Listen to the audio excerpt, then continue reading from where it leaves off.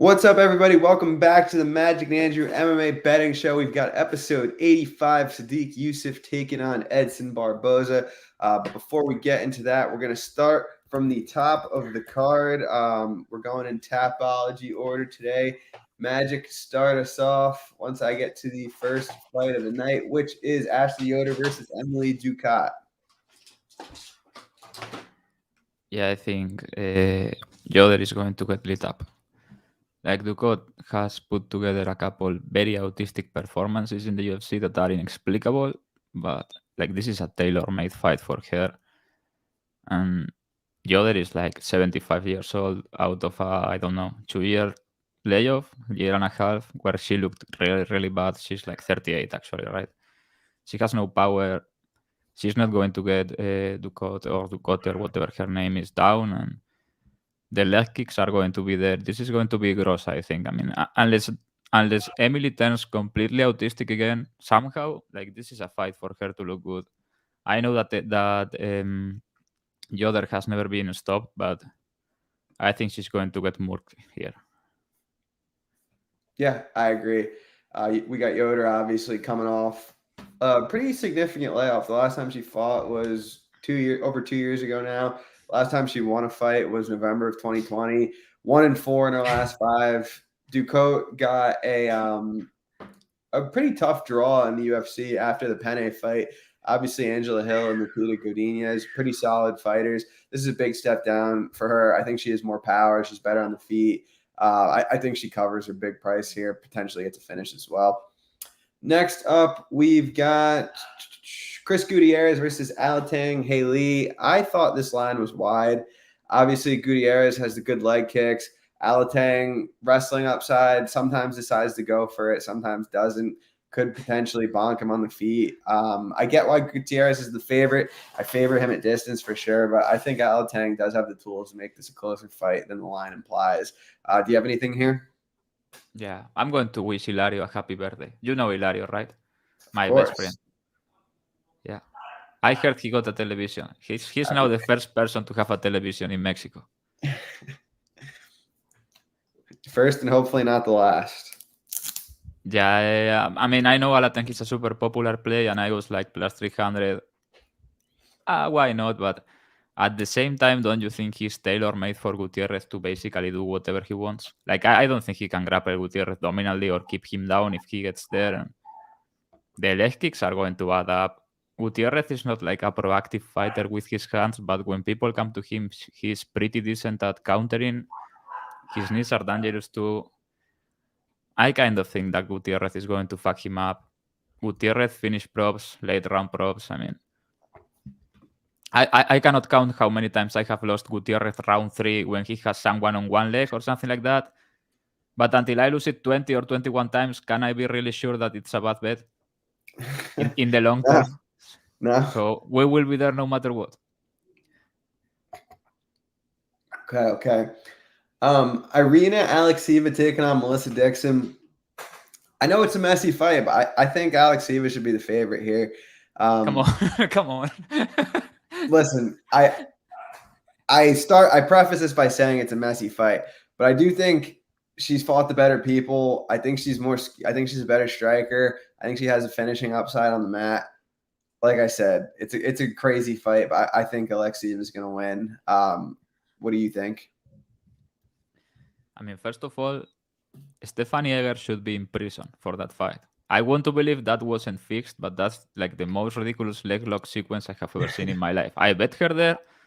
I have no idea what happened. Like, that was disgusting. Like, she tapped, and you know when you are watching something and you are like, there is zero chance she taps right now?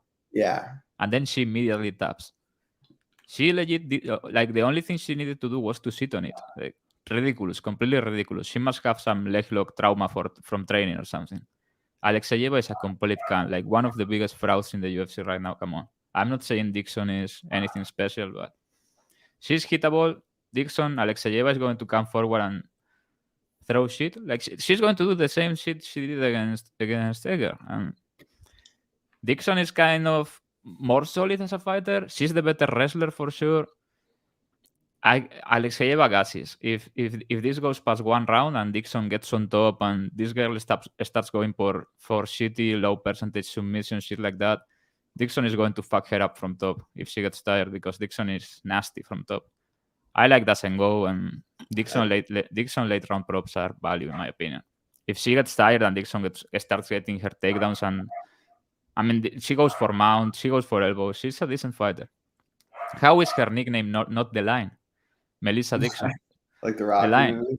Don't you know Mason the Line Dixon? Of course. I mean, if your name is Melissa Dixon, your fighting nickname has to be the Line.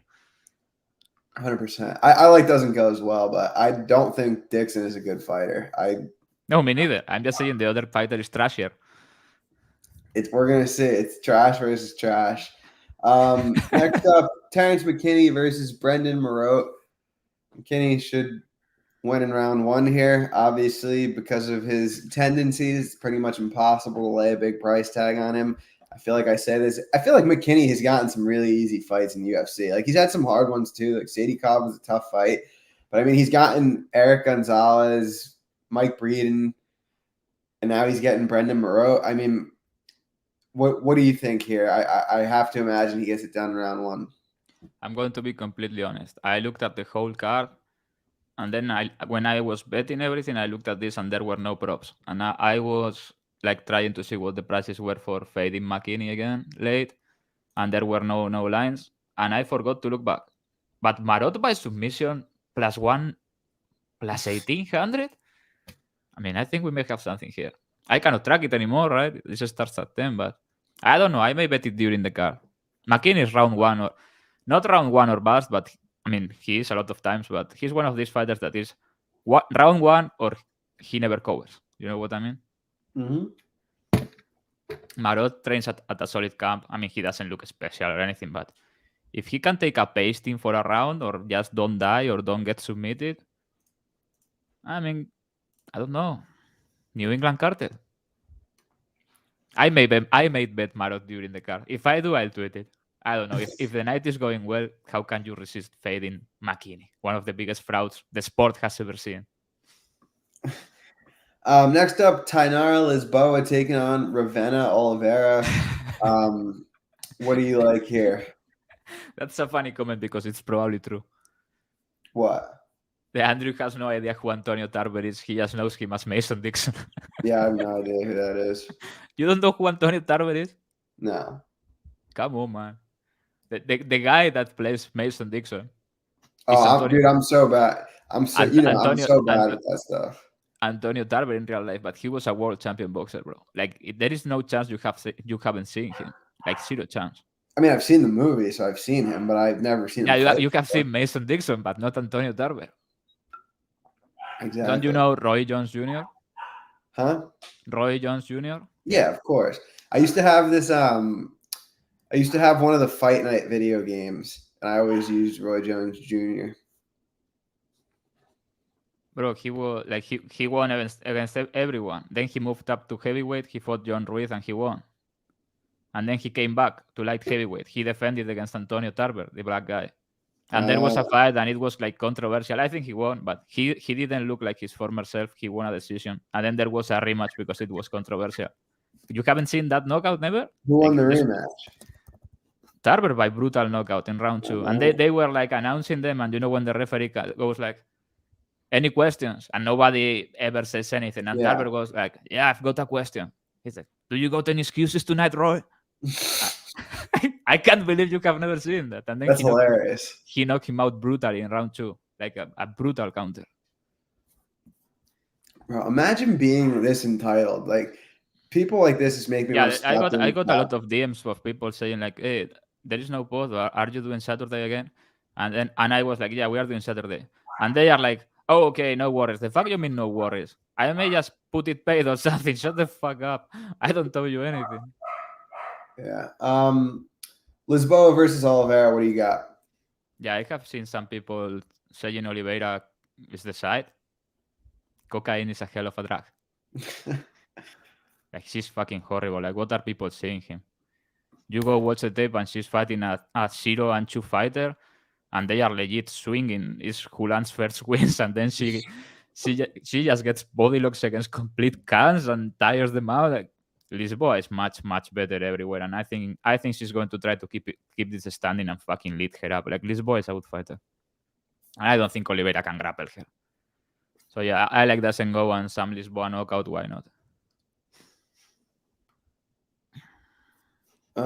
Dude, you're literally such a loser, bro. Like, yeah, I agree. Lisboa. Sorry, I got distracted. Lisboa probably gets it done. Justified big favorite. Nothing I saw from Oliveira makes me think that she's UFC caliber, like you said, kind of going life and death with some not quality fighters. I mean, her last fight was against someone who was 8-5, but the fight before that, 0-0 fighter. Fight before that, 0-0 fighter. Yeah, Lisboa, good performance in her first fight against Jessica Rose Clark. I think she gets another one here. Yeah, it is hilarious. Not only do they want it handed to them, they want it on their terms. And those Fight Night video games were so fun. Anyway, next up, we've got Darren the Damage Elkins taking on TJ Brown. I think this is the people's main event. What are you thinking here? I think you have to take some doesn't go, which is, I mean, I'm not sure what the price is now, but when I parlayed it, like every man should, it was an incredible price, in my opinion. How is this not like minus 300? I think it was minus 1.5, minus 105, minus 110. This is going to be a complete meme material. I mean, come on. TJ Brown probably comes out hot, but if he cannot take out the damage is going to be you punk him in rounds 2 and 3. Like, how don't you take a little bit of Elkins knockout late round props here? Come on, for the culture. I don't think Elkins is that done. You know what I mean? It's not like TJ Brown is this gigantic hitter, and Elkins really doesn't get submitted. He just got choked against Oliveira, I think. Like, he keeps moving, he keeps rolling to the next position. Like, half his face is falling off, but the guy never stops moving, and then he gets you into the damage. And TJ Brown is a notorious quitter. His chin is trash, and he gasses. So yeah, could I see Elkins completely like fucking dying in round 1 among terrible sufferings? Yeah, but if he doesn't, it's game on. And we play numbers. I hate TJ Brown. I think I played him for the first time ever against Algio, and he was like winning so easily as an underdog, and then he fucking died on a check hook or something. That fight was unreal. Yeah, Brown looked like a big favorite there. My concern there is Elkins is able to take like a ton of damage. You know, like I have a hard time seeing. But that's part of the plan. That is part of the plan. Yeah, he tires opposition through absorbing damage, and then he comes back. Yeah, it's a tough one for me. I lean Elkins from a money line perspective. I haven't bet anything. I do think he's going to be in for it early, though. TJ Brown, I've actually been higher on him than the market has in the past. Like, I've definitely bet him a few times. I think the skills are there to some extent. He's never going to be like a top 5 fighter or whatever, but I think he's a good mid-tier guy. Sometimes just struggles putting it together. Like the Algio loss was inexcusable. If you remember back to the Jordan Griffin fight. Yeah, I had Griffin by submission. That was beautiful. Yeah, that's an all-time great one for sure. But yeah, I mean, Elkins, we know what he is at this point. They call him the damage for a reason. He's 39 years old. He's brain dead. He's brain dead. I'm not sure he can be like put out anymore. You know what I mean? He just gets rocked. And if he doesn't get stopped by the referee, he recovers and keeps going. He's like fucking brain dead. He's going to be dead at 50 or 55 for sure. Yeah, I really hope not. I seems like a nice guy. I mean, I hope not, but it's not looking good. Yeah, this is a really tough one. Gun to my head, I think Brown probably gets him out of there, but I'm probably going to try to fish for a live entry on Elkins. If he gets beat up in round 1, he survives. So it should be a fun one. Next up, Christian Rodriguez versus Cameron Simon. I like Rodriguez here. I think he has a lot of grappling upside. I like his strength of schedule. Cameron Simon, he's a good prospect. He's still very young. He's green. Not a fan of his grappling. I think he's a pretty good kickboxer, but if you look at his 3 UFC fights, Steven Kozlow, who is not exactly UFC caliber, took him down a bunch of times, finished him in the 3rd. His best fighter that he fought against is Martinez, which he won a striking fight. It wasn't like he went out there and looked minus 1,000. and Terrence Mitchell, who is the Alaskan regional king. So on the flip side, you've got Christian Rodriguez, who's been fighting good people for a pretty long time now. I shouldn't say a long time, but a couple of years. He fought Reyes Cortez on Contender Series. I like his performance there. I like his straight shots on the feet. He hasn't had to show his grappling a ton in the UFC. Not that he hasn't had to show it, but he's fought guys like Jonathan Pierce and Raul Rosas, who are primarily offensive grapplers. And this is kind of the first time where he's going to have the opportunity to offensively grapple, because in those fights, he was just trying to keep the fight on the feet, uses grappling defensively, which he obviously did successfully against Raul Rosas, even got on top at times in that fight. And yeah, I don't like Simon's grappling. It's pretty much what this comes down to for me. He jumps guillotine a lot. I think once he's on his back, he's not the best at getting up. He tries a lot of submissions off his back. I think C-Rod's an underrated grappler in terms of just like pure jiu-jitsu. You look at the JSP fight, he obviously lost that. That was up a weight class on short notice against JSP, who's a very solid fighter. And yeah, I think Rodriguez is going to get it done here. Obviously, with the weight miss, he's probably going to be the bigger fighter. He missed weight a few times now in the UFC. I imagine he goes to 145 at some point. But yeah, I think he wins here. What do you want? I really like both guys, but Rodriguez has a gigantic grappling edge here, like gigantic. And Simon has fought people that are not very good. I think I have bet on him a lot, and I like him a lot. I think he's very young, has a ton of upside. If he gets better at grappling, I think he can be like a future champion. Like no joke. If he gets his ground game to the point where he's like a male Joanna Jedrzejczyk, you know what I mean? Like can be grappled, keeps scrambling, and forces you into his fight. I think he can develop into a really, really good fighter. His kickboxing is like fucking legit, much better than people realize. Classic style kickboxing, switcher hitter. He's very good.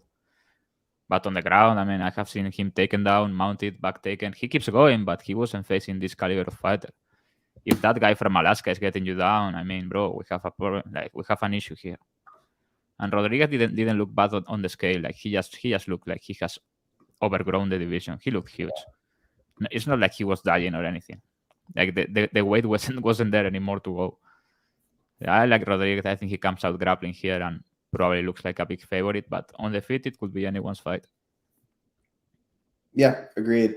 What do you think about the total in this one? Do you think it goes 3? Do you think it ends? I like the under. I like the under. And then doesn't go. Yeah, I will take that. I have not bet the under or the doesn't go because I have a side. But yeah, I think at plus money, like if Rodriguez is not grappling him, they are going to bank and both guys can be hit. Rodriguez has some power and Simon is like pathologically aggressive with his kickboxing. Cool. Michel Pereira versus Andre Petroski. I think this is the most intriguing fight on the card besides the last one we just talked about. Do you like a side here? Yeah, Petroski. I mean, what are we doing here? I don't give a shit if he's on 1 day notice or whatever. Like Pereira is one of the biggest fucking trash cans in the UFC. He's just a guy on a ton of roids, an athletic. Like he's a big middleweight that was making 170 with fucking drugs. Like I don't want to get sued or anything, but yeah, there's no other way. This guy is full of on his ass of diuretics and roids and was making a gigantic cut. And that's all. Like he gets fucking grappled by Tristan Connelly, who is a shit lightweight in his debut. Then he fights and beats a couple strikers in some close fights. Like, what are we doing here? Petroski. Of course, Petroski. It was always Petroski. Plus 170, come on. I mean, maybe he dies or cardio dies or something, but Petroski should get takedowns and do whatever he wants to this man on the mat. Also, he gasses, but it's not like he death gasses anymore. You know what I mean? Yeah. In the Ultimate Fighter, he was like, okay, I am redlining, this is it. But now he can work through the gassing. And it's not like Pereira doesn't gas. He's going to be carrying more muscle here, and he slows down dramatically. Nobody has really made him grapple after the Connelly fight. So yeah, I like Petroski here. He has to be the side. Yeah, it's funny you say that because I was looking at Pereira's schedule, and he hasn't really fought many wrestlers at all. Like no one really doesn't. And Petroski is a guy that takes down everyone. I bet the Brazilian, who is a very good grappler. Not a very good grappler, but I mean, he's legit on the ground. What's his name? The guy that fought Petroski? I forgot. He submitted Misha Cirkunov via armbar. You know the guy. Yeah. Let me Someone in the check. chat, I'll say it.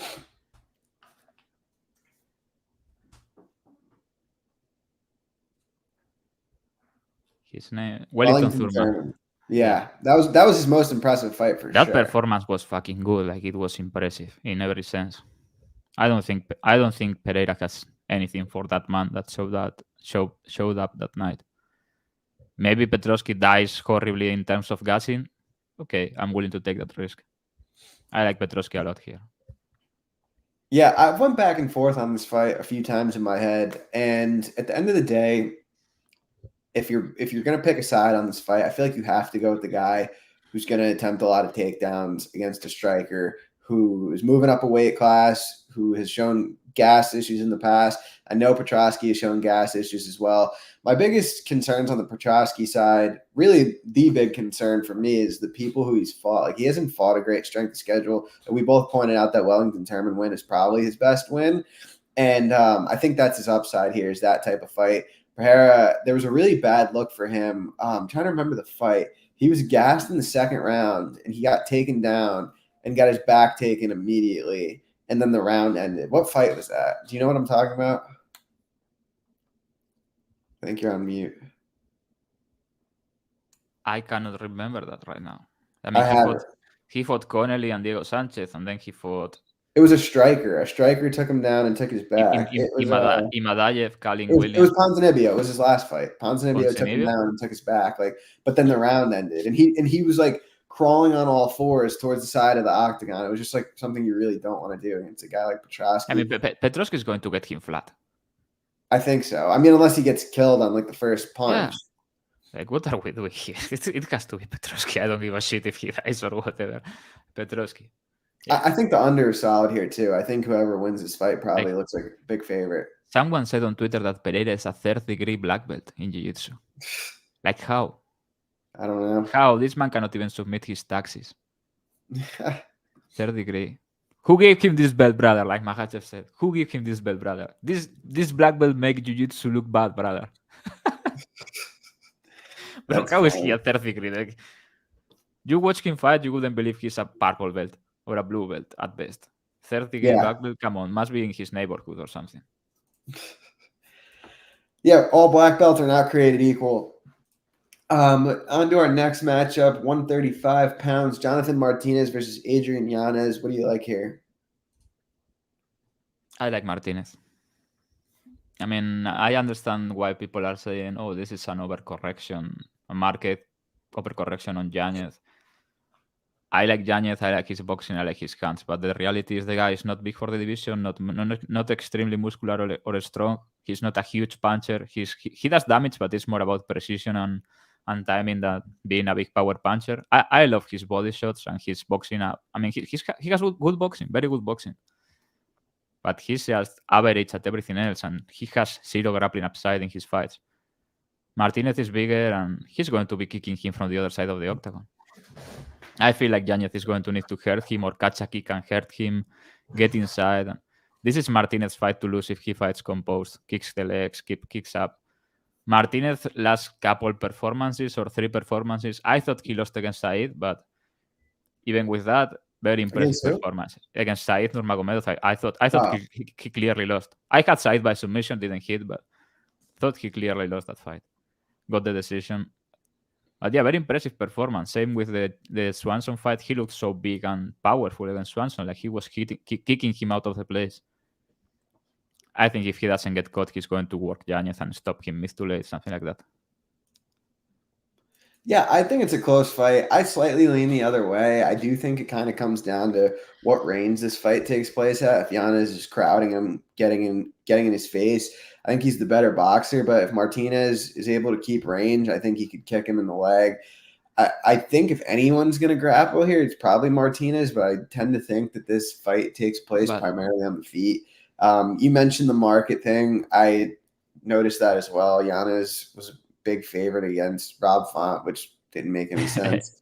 Now coming down to about a pick 'em with Martinez, who is coming off a close fight with Said. He had some decent UFC wins. His losses aren't bad either, but you take a look at the Davy Grant fight. For me, I felt like Grant kind of figured him out a little bit in that second round, and I could kind of see Yanez doing the same thing.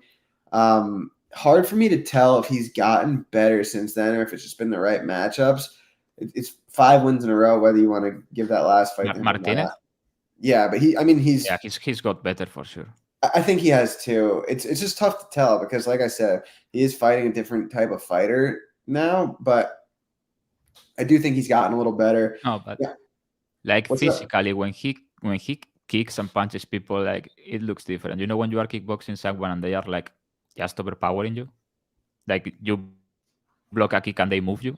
That's the impression he gives in this division. He's big, has some misses in weight. But yeah, he's become like he's in his prime. He's powerful and fast. He looks very good. I think he's gotten much better, in my opinion, than when he started in the UFC.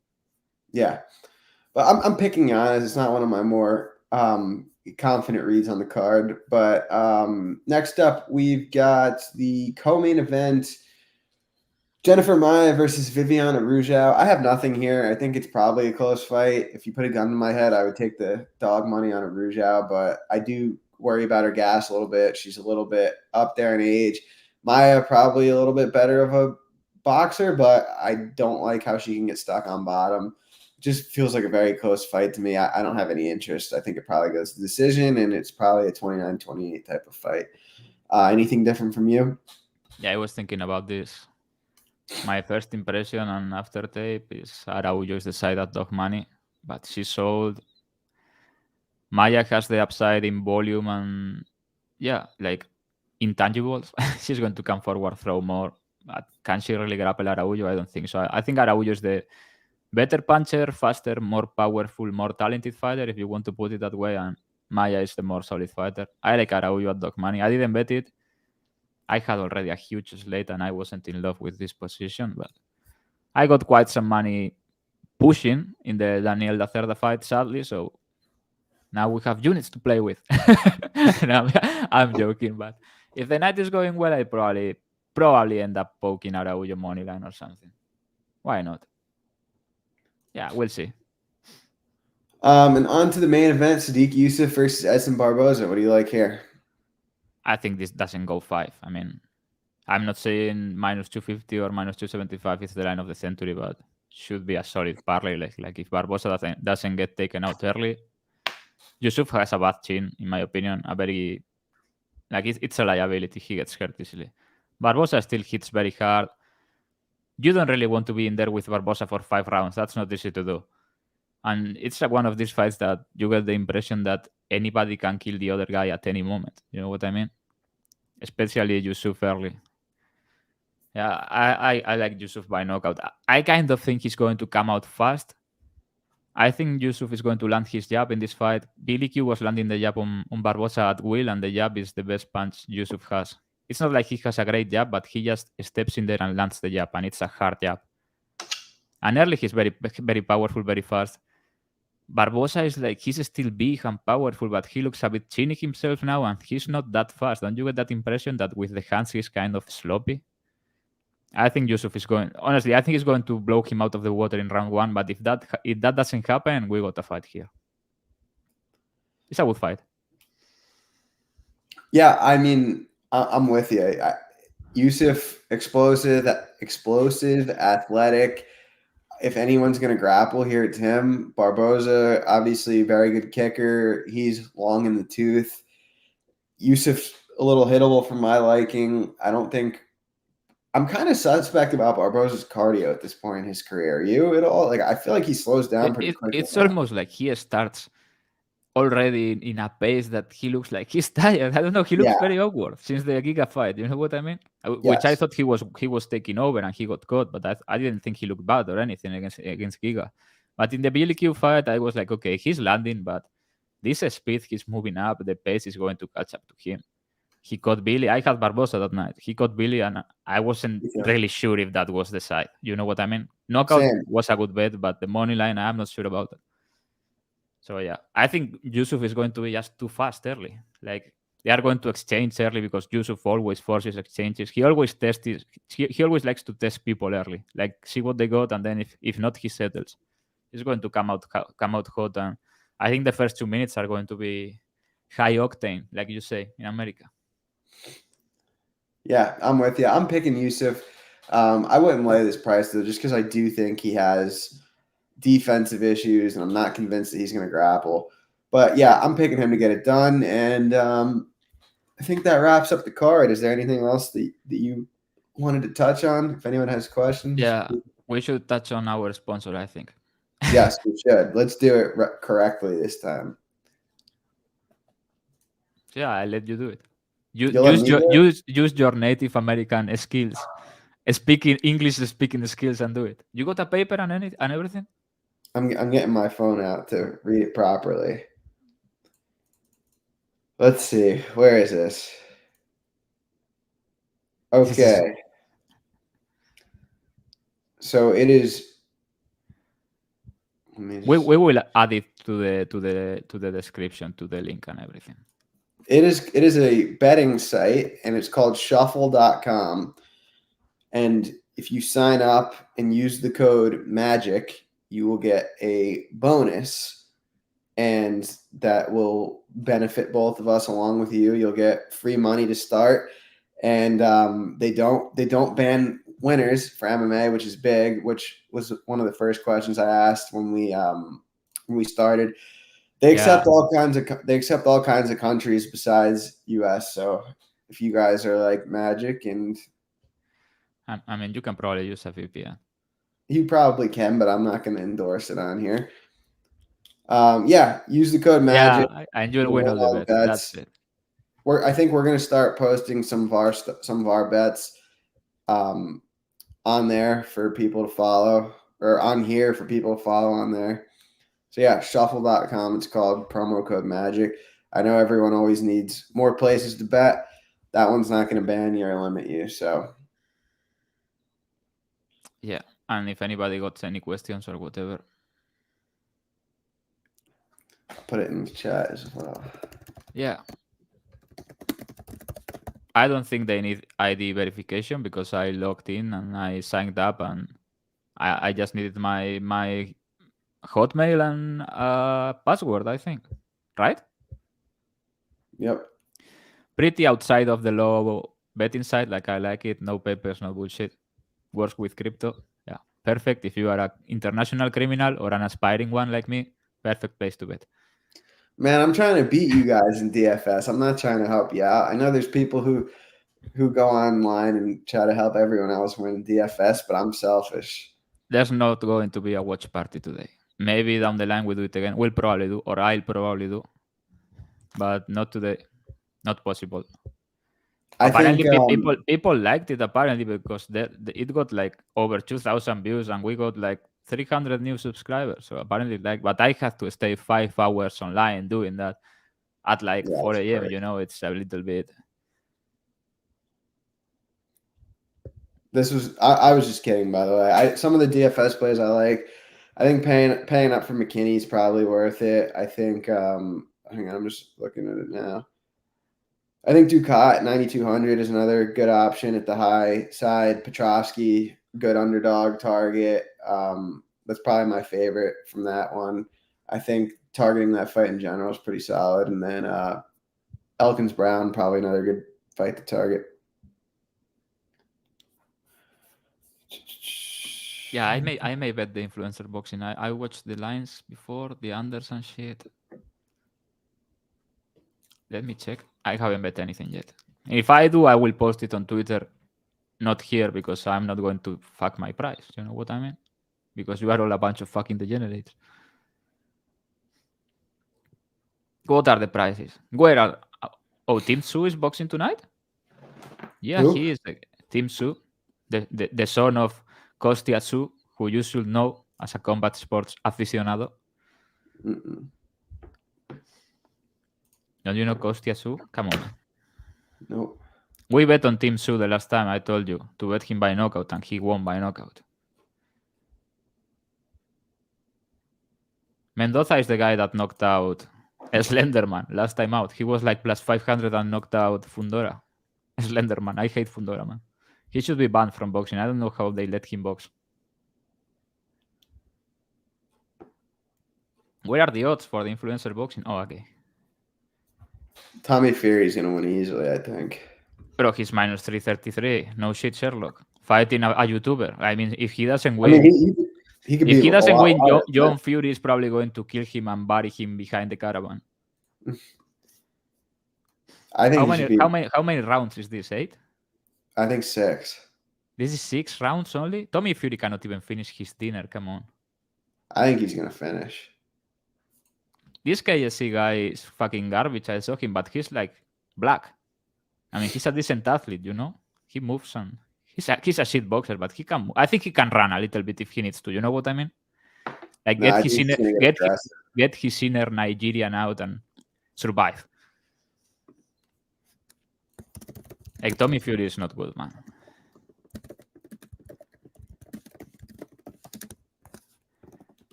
Yeah, I think I'm going to bet on this bullshit. Yeah, I'm probably gonna lay it with Tommy.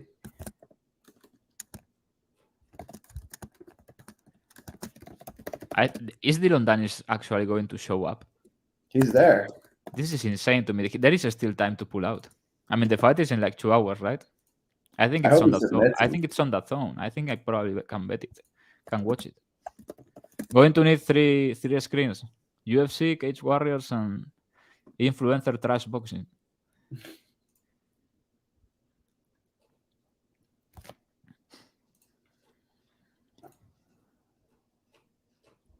Yeah, what time is Team 2 boxing? Somebody knows? I don't want to look it up. Or is this like tomorrow morning in Australia? I'm not sure what they are boxing, but Team 2 7 to 12 or something like that. It's probably a decent price. Mendoza is durable. Yeah. So anybody got any questions? What do you think of the Ball Kuzman rebookings? Better fights. I prefer the Oliveira fight, but Volk is a good fight. It's just that they fucked Topuria title shot. This is like disgusting. Volk versus Topuria is the best fight in MMA right now. It is. I know he has to go to Abu Dhabi on 11 days notice. This is fucking bullshit. But at least we're going to get Topuria at dog money against Holloway, and it's going to be like robbing a bank. John Burch, it says they don't accept players from US. No shit, Sherlock. Andrew just told you that. You can use a VPN. It works. Use Japan. I'm not encouraging illegal things. I'm just proposing.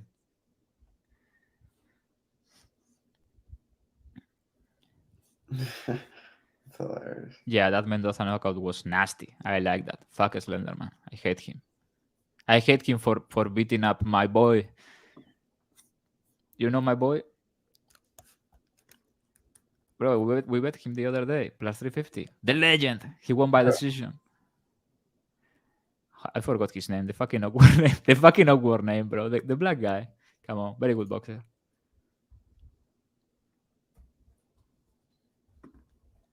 Lubin. Erickson Lubin. The commentary was insane, man. I don't think I had him. I had the other guy. No, I told you like 4 or 5 times during the week. This is insane. We have to bet Lubin. This is insane. We have to bet And Lubin. then I didn't. Yeah, great move. And then I bet the next guy. And then whoever was the main event that night. Who was the main event? I don't remember. We had a big underdog and he lost. Yeah, it was Charlo. Oh, yeah. I don't know where we are doing the show, but I think next week for the pay-per-view we'll probably do Thursday. I think for the pay-per-view we do paywall Thursday and then release it Saturday for everyone else. No, I'm being serious. Lubin wasn't a robbery. I scored for him. I bet on him and the commentary was insane. Like it was literally a close fight. Like the other guy, I mean, it was ridiculous. The other guy's trainer was talking like the fight was fixed. Like, oh, another round. We are 6-0, 7-0. I was like, what is he saying? What is he talking about? He wasn't landing anything in the open. Lubin was jabbing his face off. Like that wasn't even close to a robbery. But the commentary was so insane that the other guy was like minus 4,000 live in the end. It was crazy. I don't know how that works. So you will have to talk with the department of paywalls, which is in Andrew's home. Yeah, I'll get this figured out. All right, I got to finish some stuff up before the card starts. Thank you guys for tuning in. Magic, sign us off. Yeah, let's win a lot of money today. Yeah. Ooh, we need it. An NFL tomorrow. As soon as the fights are over, this becomes an NFL lobby again. There you go. All right, peace, guys. Good luck.